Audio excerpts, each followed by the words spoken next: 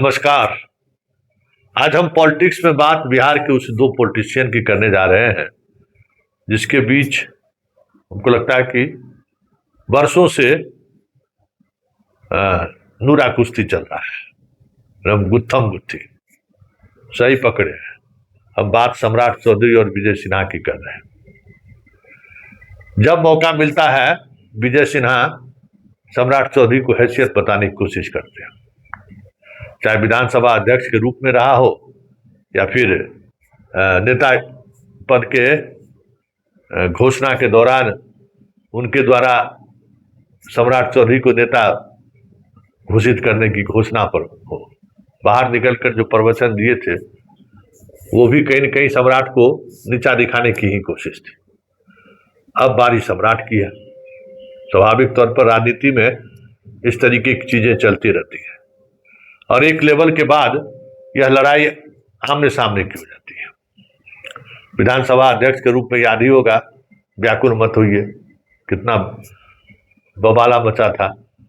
उसके बाद नेता चयन के दिन जो बोले देख ले है, तो पहले तो बॉडीगार्ड का जो सुरक्षा मिला हुआ था Z+ का सो हट गया, किसी और मंत्री का नहीं हटा है, समझ गए ना, इनका हट गया, जबकि हटाने का कोई मतलब नहीं है, लेकिन हट गया।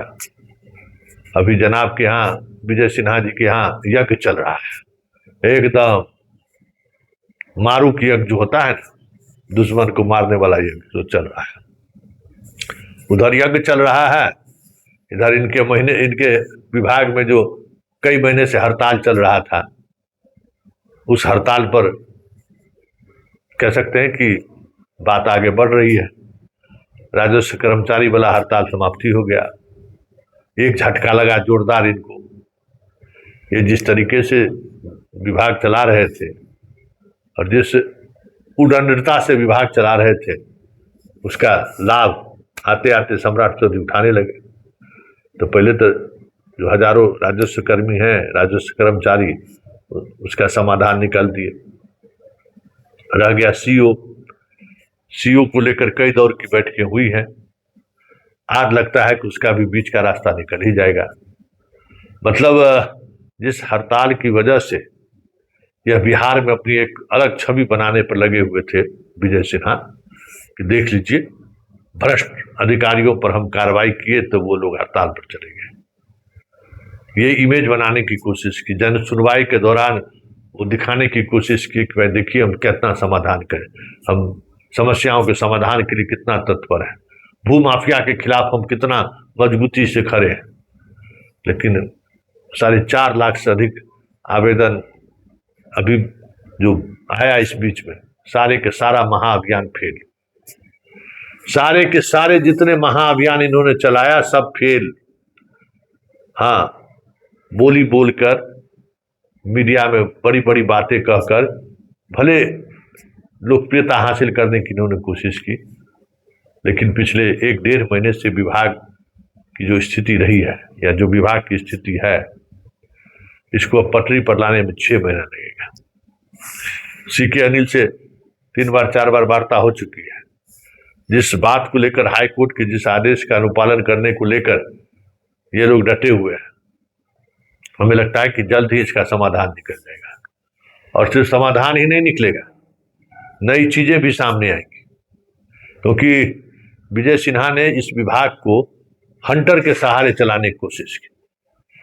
तो भाई हंटर पढ़ा लिखा विभाग है ना, और दुर्भाग्य ये है कि ये अपने विभाग के साथ खड़े रहने के बजाय तिवारी के चक्कर में जो है बासा के साथ खड़े रहे। तिवारी सब व्यवस्था करता था ना, क्या समझे, सब तरह का डिप्टी कलेक्टर, भाई बासा का अधिकारी है, इसका मिजाज समझते ही है। तो सब तो अलगे खेल खेलता है, सब मंत्री के तो यही लोग रहते हैं।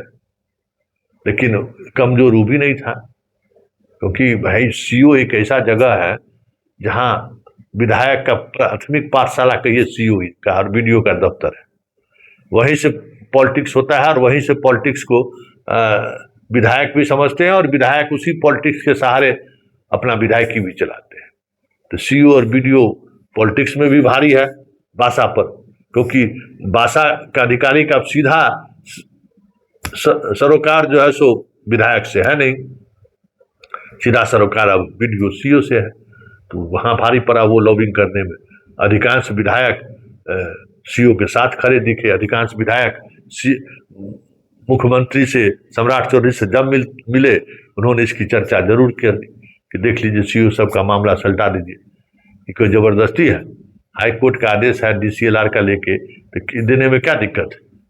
और इस बार जिस मजबूती के साथ इन लोगों ने स्टैंड लिया है, विभाग को भी समझ में आ गया कि छड़ी के बल पर, डंडे के बल पर हम, और सीके अनिल का जब बात नहीं चला, सीके अनिल की बात पर ये लोग काम पर नहीं लौटे, तो फिर उसके बाद दूसरा कौन पदाधिकारी है जो इस तरीके से धमका सकता है। ये ताकत के पाठक और सीके अनिले में है, उस पर भी बात नहीं बनी। तो ये सारी चीजें जिस दिशा में बढ़ रही है ना, कह सकते हैं कि सम्राट के निशाने पर विजय सिन्हा है। विजय सिन्हा को आईना दिखाना सम्राट की मंशा है, ये दूसरी बार साबित हो रहा है। बॉडीगार्ड हटा के तो उन्होंने जेड प्लस हटा के संकेत दे ही दिया कि भाई आप पर टेढ़ी नजर है। और उसके बाद जो हड़ताल चल रहा था, उस हड़ताल में जिस तरीके से सरकार पहल करके हड़ताल खत्म कर रही है, कहीं न कहीं सीधे तौर पर निशाना विजय सिन्हा है। अभी विजय सिन्हा, अब बताइए ना, अभी पूरा आंदोलन चल रहा है वहां पर कारगिल चौक पर। सब लोग, केंद्र में जो बीजेपी के साथ खेल हो गया है विधानसभा में, उस पर लेकर हंगामा चल रहा है। सारा पार्टी के लोग वहां पहुंचे हुए। अब विजय सिन्हा अष्टजाम करा रहे हैं। क्या अष्टजाम नहीं, यज्ञ करा रहे हैं। बात समझ गए ना। यज्ञ से आजकल सरकार चलता है, सरकार बनता है। बहुत सारा लोग अभी जो है काबुल, कामाख्या में, कहाँ कहाँ, बनारस में यज्ञ लोग करवा रहा है कि हमको मंत्री बनाइए। भगवानों को बताइए ना क्या क्या सितम झेलना पड़ता होगा भाई, कैसे कैसे डिमांड को पूरा करना पड़ता होगा उसको। पूरी बताइए, मंत्री बनने के लिए जग कर रहे हैं, सामने वाले को जो है नाश हो जाए इसके लिए जग कर रहे। ऐसा भी कहीं हुआ है। अब क्या कीजिए, कलयुग में भगवानों इन्हीं लोगों पर आशीर्वाद बरसाते हैं। उनको भी ऐसे ही लोग पसंद है। गरीब बेचारा गरीब हो रहा है, कोई मतलब नहीं, लेकिन लोगों का अमरत्व तो बना रहे, इसके लिए भगवान भी इन्हीं लोगों के साथ खड़े रहता है। तो ये है सिद्धार्थ कहते हैं। सिद्धार्थ तो गए, खेल खत्म है। अभी वो कोशिश कर रहे हैं कि सम्राट के शासनकाल में कुछ हमको मिल जाए। तो चलिए, ये सम्राट की जो रणनीति है और संकेत है कि आने वाले समय में विजय सिन्हा चाहे जग करा ले, चाहे प्रधानमंत्री और गृह मंत्री के पास गिरगिरा ले, बिहार में चलेगा तो सम्राट का ही।